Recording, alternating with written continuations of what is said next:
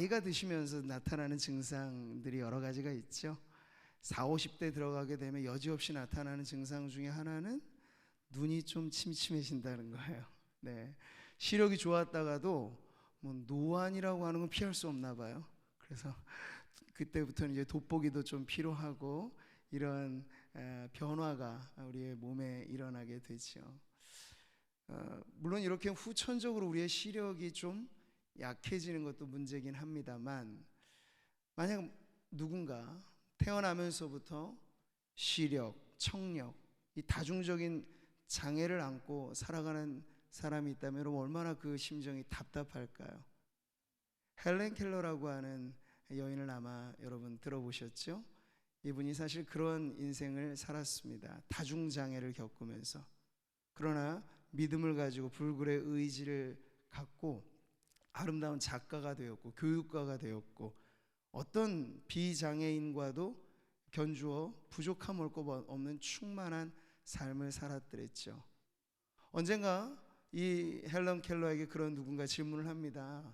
당신에게 있어서 앞 못 보는 이 장애보다 혹시 불편하거나 불행스러운 일은 있으셨던가요?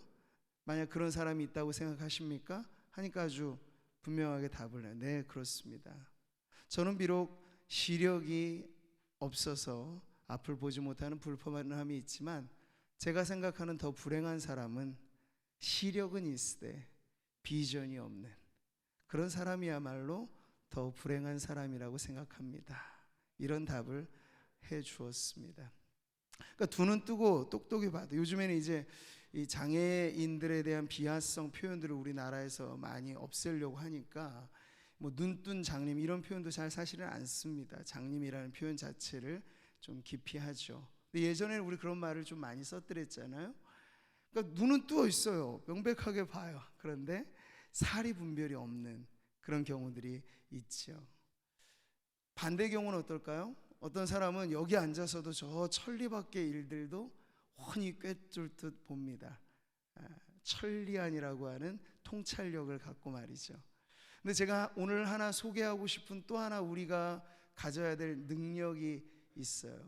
그것은 무엇이냐면 아름다움을 볼 줄 아는, 소위 심미안이라고 부르는 그러한 능력입니다.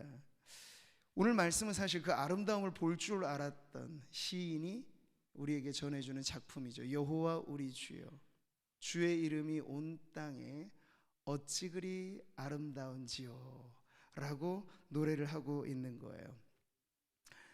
가끔씩 여러분이 만약 미술 작품이라든지 어떤 예술품을 관람을 하실 기회가 있어서 딱 보신다면요, 우리의 심리는 그렇거든요. 무언가 훌륭한 작품을 보면 경탄하고 싶어요. 와, 놀라워하고 싶어요. 근데 그 놀라움의 대상이 뚜렷하기를 바라죠. 아름다운 그림을 보면 이 그림을 그린 화가가 누굴까 궁금한 거예요. 근데 유심히 보면 거기에 작자 미상이라고 써 있다고 하면 어떨까요? 답답하죠. 나 이 아름다운 작품을 보고 누군가에게는 이런 그림을 남겨줘서 고마워요 하고 싶은데 작자 미상이라고 하면 답답한 거예요. 여러분들 오늘 이 세상에 그런 답답한 경우가 얼마나 많은가를 저는 말씀드리고 싶어요. 왠고하니 여러분이 이 건물 보다도 여기 오시는 과정에서 우리의 그 구미의 아름다운 산하가 있잖아요. 저 뒤에는 금오산이 두르고 있고 요 앞에는 낙동강이 유유히 흐르고 있습니다. 근데 이런 아름다운 자연의 작품을 보면 우리도 누군가에게는 좀 감사를 표현하고 싶은 마음이 생기는 거잖아요. 근데 신앙을 갖지 못한 분들은 이 답답한 마음을 금할 길이 없는 거예요. 그러니까 할 수 있는 최선은 산꼭대기에 올라가서 야호 밖에는 못하는 거죠. 누가 이걸 지었는지 모르니까. 그런데 여러분 오늘 말씀을 통해서 저는 우리가 오해하지 말아야 될 사실, 이 아름다운 조국의 산하를 보고 가을이면 가을의 그 풍경을 볼 때 여러분 눈에 펼쳐진 이 작품 세계는 절대로 작자 미상이 아니라는 사실을 알려드리고 싶어요. 자세히 보십시오. 그러면 보일 거예요. 더 안 보이신다고 하면 더 자세히 보셔요. 보일 거예요. 창조주 하나님의 작품이라는 게 모든 만물의 라벨이 찍혀져 있듯이 아주 확실하게 보여지게 되는 거죠. 이 아름다운 세상은 절대 작자 미상이 아닙니다. 성경을 펴보면 우리는 첫 장 첫 구절에서부터 그 작가가 누군가를 알아요. 태초에 하나님이 천지를 창조하시니라. 아멘. 그러니까 이걸 알고 노래하며 시를 쓰며 예술 활동을 하는 사람과 이걸 도무지 모른 채로 그냥 인간 안에 나오는 어떤 미약한 영감만 가지고 예술 활동하는 경우에 차원이 너무나 다를 수밖에 없는 거죠. 이 아름다운 세상의 창조주 하나님, 우리는 감사하게도 지금 이 어마어마한 작품들을 무료로 관람하고 있습니다. 여러분 얼마나 수지맞은지 몰라요.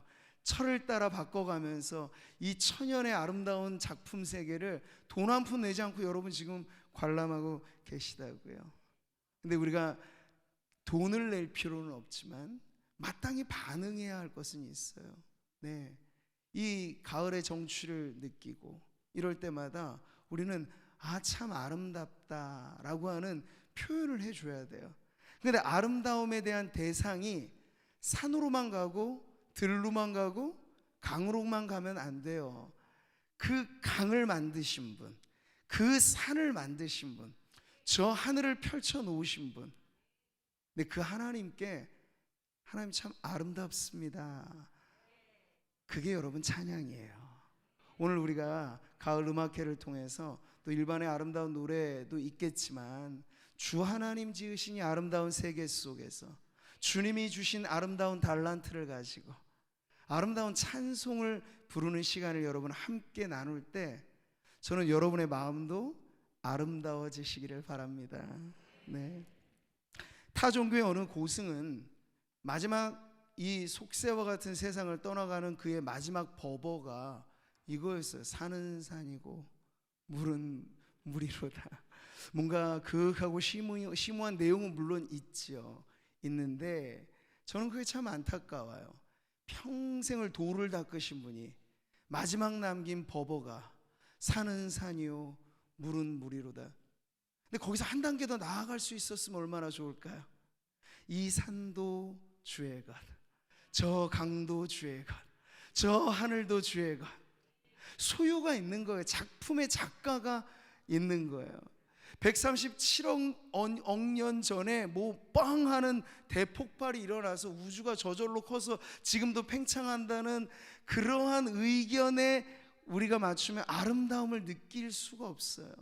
그러나 여러분 태초에 천지를 지으신 하나님의 작품 세계를 우리가 살아가고 있다는 걸 믿으신다면 네, 그 아름다우신 하나님으로 말미암아 여러분의 마음도 여러분의 삶도 아름다워지리라고 믿습니다.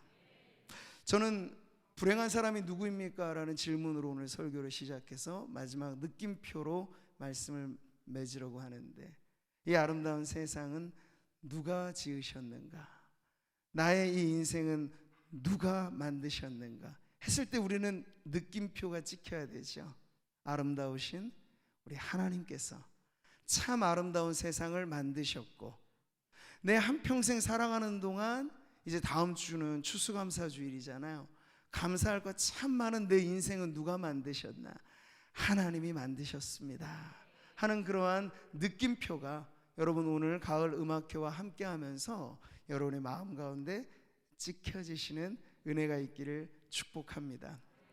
성도로서 살아가는 여러분의 삶의 걸음걸음마다 참 아름다워라 하는 그러한 찬송 소리가 이어지는 여러분의 평생이 되기를 주님의 이름으로 축복합니다.